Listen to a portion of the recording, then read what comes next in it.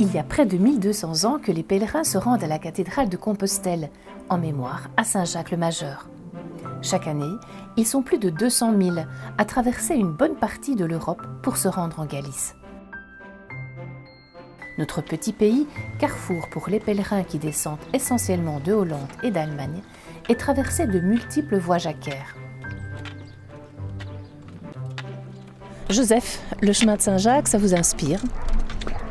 Oui, c'est une découverte et une découverte d'un monde, une découverte de la nature, mais aussi surtout la découverte de soi-même.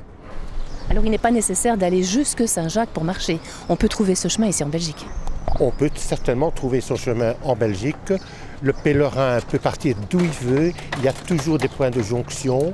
Naturellement, l'objectif du pèlerin, c'est de rejoindre le tombeau de Saint-Jacques à Compostelle. Pour ceux qui ont du temps, mais ils sont quand même rares, en une seule fois, sinon par tronçon comme beaucoup le font actuellement.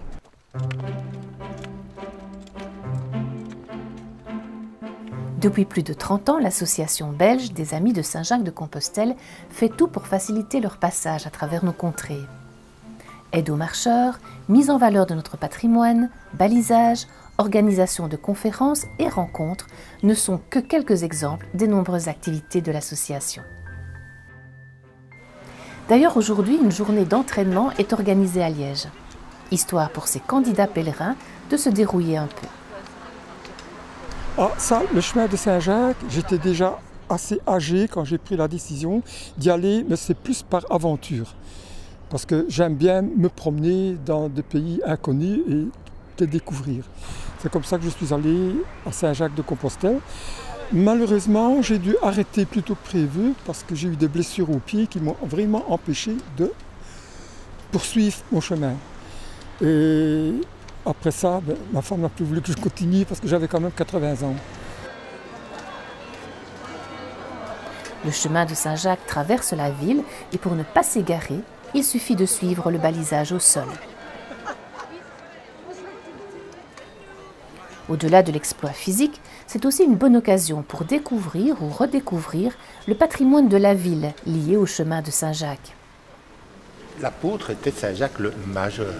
Donc, être dédié une église à Saint-Jacques le Majeur est beaucoup plus porteur que Saint-Jacques le Mineur.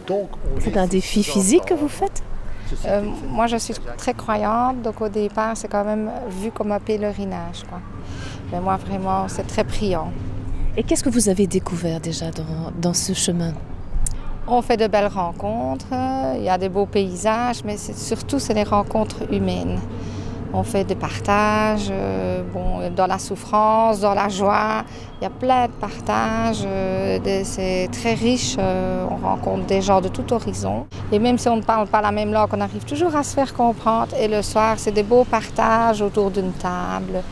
Voilà, la musique, bien souvent, il y en a qui ont des guitares. Donc c'est très bien. C'est à la sortie de la basilique Saint-Jacques que les pèlerins reçoivent dans leur carnet de voyage le cachet qui certifie le passage dans ce lieu. Une étape avant d'aborder d'autres tronçons du Camino en Belgique. Et pour certains, le prélude avant de prendre la direction du sud jusqu'à Compostelle pour cette formidable aventure humaine. Alors vous, personnellement, qu'est-ce que vous trouvez sur ce chemin? Je retrouve beaucoup de quiétude, beaucoup de calme, beaucoup de découverte de soi-même, beaucoup de réflexion pour se rendre compte, tout compte fait, pour retrouver les vraies valeurs de la vie qu'on néglige parfois. On a son sac où il y a un strict minimum et tout compte fait, on n'a pas besoin de beaucoup de plus.